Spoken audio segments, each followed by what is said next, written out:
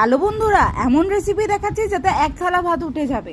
এই রেসিপিটা গরমেও ঝঞ্ঝাট নেই বেশি। তো করতে দেখো, মোরলা মাছ নিয়েছি, আলুগুলোকে লম্বা লম্বা করে কেটে নিয়েছি একদম আলু ভাজার মতন। টমেটো পেঁয়াজটাও লম্বা করে কেটে নেবে। আর ধনেপাতা কুচি, কাঁচা লঙ্কা কুচি, আর ফ্লেভারের জন্য শুকনো লঙ্কা গুঁড়ো, আর দেবে কাঁচা লঙ্কা বাটা আর কাঁচা লঙ্কা কুচি, নুন হলুদও দেবে।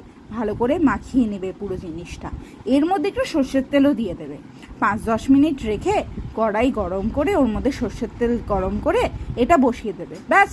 আর একটু সামান্য জল ওপর থেকে ছিটিয়ে ঢাকা দিয়ে রেখে দেবে 20 মিনিট, তার বেশি লাগবে না। 20 মিনিটেই এইটা সুন্দর হয়ে যাবে। মাঝে একটু নেড়ে চেড়ে ব্যাস দিতে হবে।